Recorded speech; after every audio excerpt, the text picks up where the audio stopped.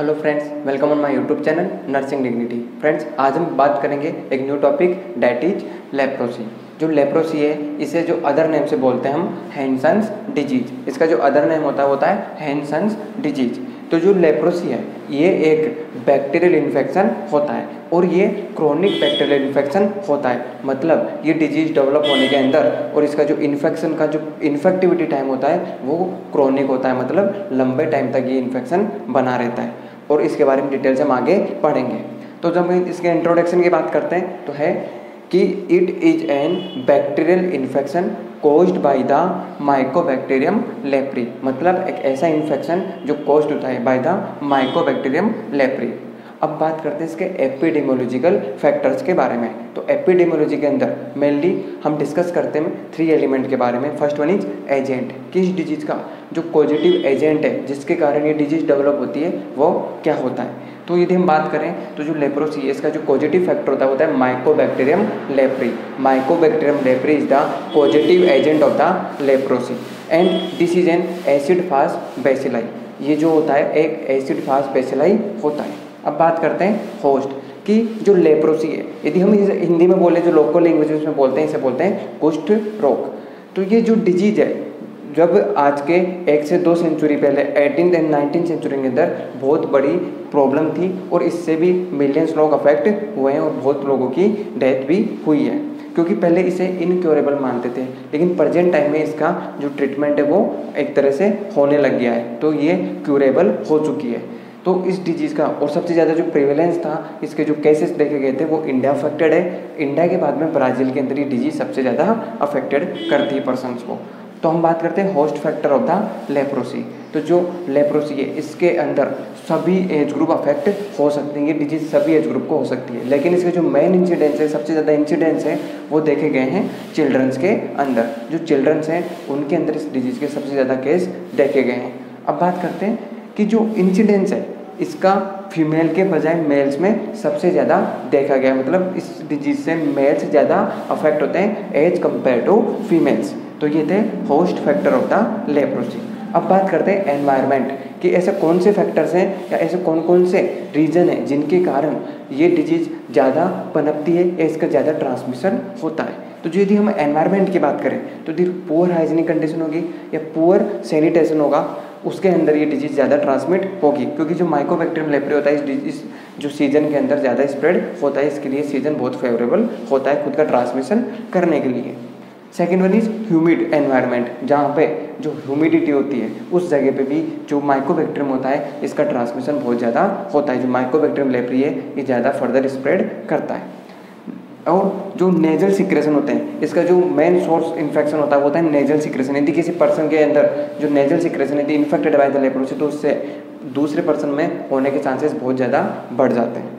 Moist soil, जो soil होती है यदि वो मॉइस्ट है उससे भी ये डिजीज़ ट्रांसमिट होती है। और जो प्रॉपर अनहाइजीनिक कंडीशन है, पुअर सैनिटेशन है, ओवर क्राउडिंग है, ये सभी इसके एनवायरमेंटल फैक्टर होते हैं जो डिजीज़ के डेवलपमेंट में फेवरेबल होते हैं। अब बात करते हैं मोड ऑफ ट्रांसमिशन कि जो डिजीज कंडीशन है इसका एक पर्सन से दूसरे पर्सन में या फिर सोर्स ऑफ इन्फेक्शन से जो होस्ट ऑफ डिजीज है, यानी जो सोर्स है इस इन्फेक्शन का उससे जो होस्ट है जिसको ये इन्फेक्ट करेगी उसमें ट्रांसमिट होने का कौन सा तरीका होता है। तो जो लेप्रोसी ये ट्रांसमिट होता है मेनली ड्रॉपलेट इन्फेक्शन। जो भी रेस्पिरेटरी ड्रॉपलेट है, तो यदि कोई इन्फेक्टेड पर्सन है विद लेप्रोसी, यदि वो स्नीज करता है, कफ करता है, वूपिंग करता है या प्रॉपर डिस्टेंस मेंटेन किए बिना यदि एक दूसरे से बात करता है, अनइन्फेक्टेड पर्सन से बात करता है क्लोज कॉन्टेक्ट में आके, तो उसकी जो रेस्पिरेटरी ड्रॉपलेट्स है उनके अंदर जो माइकोबैक्टीरियम लेप्री होता है वो प्रेजेंट होता है और वो जो अनइन्फेक्टेड पर्सन है उसके अंदर ट्रांसमिट होकर उसकी बॉडी के अंदर भी इन्फेक्शन डेवलप करता है।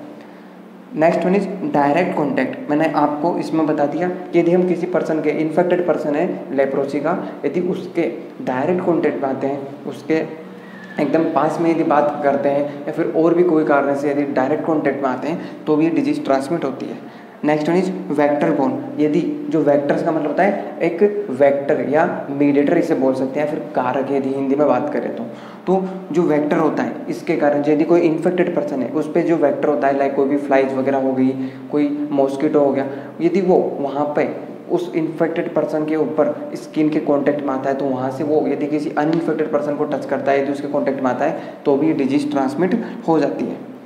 अब बात करते हैं इनक्यूबेशन पीरियड होता है लेप्रोसी। जो लेप्रोसी है इसका इनक्यूबेशन पीरियड जो होता है वो औरों के बजाय अलग होता है। मतलब ये जो डिजीज़ कंडीशन है ये लंबे टाइम तक, क्योंकि हमने बात की क्रोनिक डिजीज कंडीशन होती है, तो इसका डेवलपमेंट भी बॉडी के अंदर लंबे टाइम तक होता है।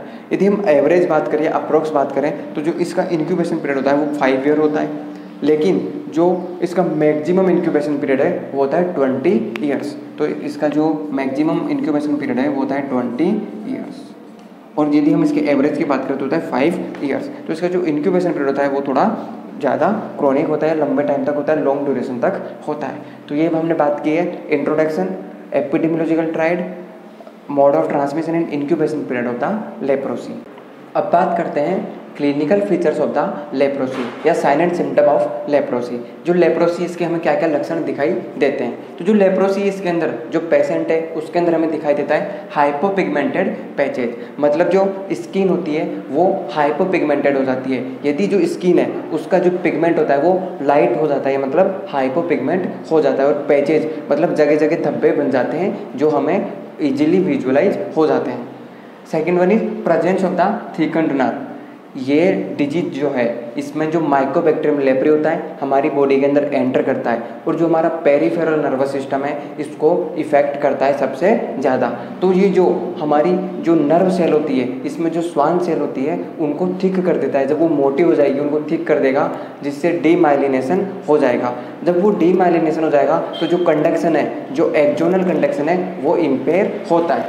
यदि ये जो कंडीशन है मैंने आपको पैथोफिजियोलॉजी भी इसमें बता दी है। जो थिकन्ड नर्व होगी इसके कारण पार्शियल और total loss of cutaneous sensation in the affected area. जो भी एरिया अफेक्टेड है उसके अंदर या तो पार्शियल या टोटल पूरी तरह से कंडक्शन का लॉस हो जाएगा, जो सेंसेशन है उसका लॉस हो जाएगा, क्योंकि इसके अंदर जो हमारी पेरिफेरल नर्वस है नर्व सिस्टम है वो इफेक्ट हो गया है। इसके बाद में है loss of touch, pain and temperature. जो टेम्परेचर होता है लॉस ऑफ टच, जो टच करेगा उसका लॉस हो जाएगा। पेन यदि हम पेशेंट की स्किन को प्रिक करेंगे उसको पेन नहीं होगा, और जो टेम्परेचर है उसका भी उसको पेशेंट को पता नहीं चलेगा। तो इसे बोलते हैं loss of touch, pain and temperature. और जो पेशेंट की स्किन है वो भी इससे अफेक्ट होती है। स्किन के ऊपर अल्सर हमें देखने को मिलते हैं, और जो अल्सर होते हैं वो पेनलेस होते हैं। अब ये पेनलेस क्यों होते हैं? क्योंकि यहाँ पे लॉस हो चुका है टच का, तो हमें पता नहीं चलेगा, और जो पेशेंट है उसको पता नहीं चलता है कि उसके अल्सर हुए हैं या नहीं हुए, क्योंकि वो पेनलेस होते हैं। तो ये थे clinical features of the leprosy. जो नेक्स्ट वीडियो होगा उसमें हम बात करेंगे टाइप्स ऑफ लेप्रोसी, तो उसमें आपको ये क्लिनिकल फीचर्स और भी अच्छी तरीके से समझ में आ जाएंगे।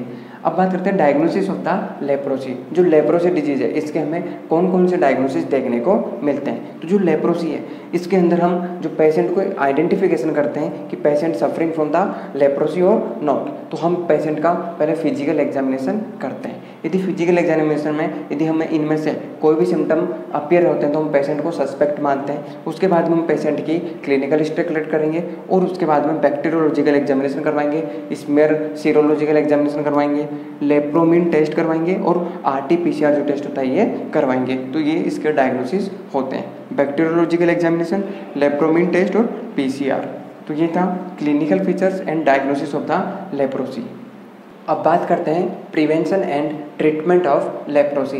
जो लेप्रोसी कंडीशन है इसके हम कौन कौन से मेजर्स यूज करके इससे प्रिवेंट कर सकते हैं। तो मैंने आपको बताया कम्युनिकेबल डिजीज है, और जो हमारे नर्वस सिस्टम होता है इसको इफेक्ट करती है, स्किन पे लीजन को डेवलप करती है, और इसके अंदर जो सेंसेशन होता है उसका लॉस हो जाता है। तो हम बात करें जो पेशेंट के लिए, हम सबसे पहले बात करेंगे प्रिवेंशन की। ऐसे कौन कौन से मेजर्स हैं जिनका हम यूज करके पेशेंट को प्रिवेंट कर सकते हैं और इसका जो ट्रांसमिशन है उससे भी प्रिवेंट कर सकते हैं। First one is isolation. जो आइसोलेशन होता है कम्युनिकेबल डिजीज के ट्रांसमिशन को रोकने के लिए बहुत इफेक्टिव मेथड होता है। यदि कोई पर्सन लेप्रोसी से अफेक्टेड है तो हम उसे आइसोलेट करके रखेंगे। तो जो पर्सन है जब तक पूरी तरह से ठीक नहीं हो जाता तब तक हम उसे आइसोलेट करके रखेंगे, जिससे जो डिजीज कंडीशन है वो दूसरे पर्सन में स्प्रेड नहीं होगी। Second one is early diagnosis and treatment. यदि हम डिजीज के अर्ली स्टेज में डायग्नोस कर लेते हैं तो हम इस डिजीज़ का जो कॉम्प्लिकेशन है, क्योंकि इसके कॉम्प्लिकेशन भी अराइज होते हैं, यदि पेशेंट की नर्व इंजरी हो रही है, पेशेंट के पूरे जो सेंसेशन है यदि वो लॉस हो चुके हैं, तो जो पेशेंट है उसकी बॉडी के अंदर जो लिम्ब पैरालिसिस हो जाएगा और जो ये उसकी इंजरी होती रहेगी, पेशेंट को पता ही नहीं चलेगा उसकी इंजरी हो रही है या नहीं हो रही, और पूरी बॉडी के अंदर उसके अल्सर डेवलप हो जाते हैं। तो इन कॉम्प्लिकेशन से अराइज प्रिवेंट करने के लिए पेशेंट को हम उसे अर्ली स्टेज में डायग्नोस करके ट्रीट कर सकते हैं। Avoid physical contact with the patient, क्योंकि ये कम्युनिकेबल डिजीज है। तो यदि हम पेशेंट से एक प्रॉपर डिस्टेंस मेंटेन करके रखेंगे, पेशेंट को आइसोलेट करके रखेंगे, और जो डायरेक्ट कॉन्टैक्ट है पेशेंट से यदि हम उससे प्रिवेंट करेंगे तो हम इजीली इससे प्रिवेंट कर सकते हैं। और जब भी कोई भी ये कंडीशन होती है जो कम्युनिकेबल होती है, तो इसमें हम जो प्रॉपर सर्जिकल असेप्टिक टेक्निक्स होती है, मेडिकल असेप्टिक टेक्निक्स होती है, यदि हम ये यूज़ में लेते हैं, use of gloves, gown, face mask, तो इन सभी का यूज में लेके भी हम इस डिजीज से प्रिवेंट कर सकते हैं। तो ये थे प्रिवेंशन ऑफ द लेप्रोसी। इसका प्रिवेंशन में लास्ट होता है वैक्सीनेशन। जो पेशेंट है उसे हम वैक्सीनेट करते हैं। जो वैक्सीन दी जाती है इसमें दी जाती है BCG की वैक्सीन। जो पेशेंट है उसको वैक्सीन देके भी हम इससे प्रिवेंट कर सकते हैं, और ये जो BCG की वैक्सीन है वो इसमें एडमिनिस्टर की जाती है।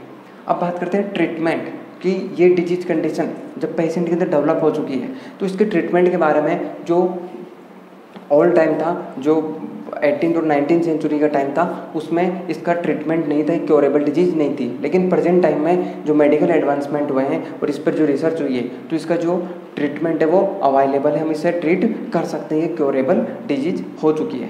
तो इसमें हम मल्टी ड्रग थेरेपी यूज में लेते हैं। मतलब मल्टी ड्रग थेरेपी मतलब ऐसी ड्रग जो बहुत सी कंडीशन में अलग यूज में ली जाती है, लेकिन हम लेप्रोसी के अंदर इन्हें यूज में लेते हैं। लाइक रिफाम्पिसिन, जो रिफाम्पिसिन है जो एंटी ट्यूबरकुलिन ड्रग्स हैं, इसे हम यूज़ में लेते हैं। डेप्सोन, क्लोफेजिमाइन एंड क्विनोल्स जो हम मलेरिया में यूज़ में लेते हैं। तो ये मल्टी ड्रग है जिसमें इंक्लूड होती है रिफाम्पिसिन, डेप्सोन, क्लोफेजिमाइन और क्विनोल्स। ये ड्रग्स यूज़ में ली जाती है, इसे बोलते हैं मल्टी ड्रग थेरेपी। जो कॉर्टिकोस्टेरॉइड्स होते हैं वो भी हम जो पेशेंट है लेप्रोसी से सफ़र कर रहा है उसमें यूज में लेते हैं, क्योंकि इसके अंदर नर्व इंजरी हुई है तो इसलिए हम कॉर्टिकोस्टेरॉइड यूज में लेते हैं। जो एस्प्रिन होती है वो भी हम इसमें यूज में लेते हैं, क्योंकि इसमें जो एंटी इन्फ्लामेटरी एक्शन है वो ये प्रोड्यूस करेगी और पेशेंट को रिलीफ प्रोवाइड करवाती है। तो ये था ट्रीटमेंट ऑफ द लेप्रोसी, जिसमें है मल्टी ड्रग थेरेपी, जिसमें रिफाम्पिसिन, डेप्सोन, क्लोफेजिमाइन, क्विनोल यूज में ली जाती है, कॉर्टिकोस्टेरॉइड्स लेते हैं और एस्प्रिन यूज में लेते हैं। तो आज का हमारा जो टॉपिक है लेप्रोसी इसी के साथ कंप्लीट होता है। तो यदि आपको हमारा वीडियो अच्छा लगा तो वीडियो को लाइक कीजिएगा, आपकी कोई भी सजेशन है कमेंट बॉक्स में सजेस्ट कीजिएगा और हमसे जुड़े रहने के लिए चैनल को सब्सक्राइब कीजिएगा। Thank you.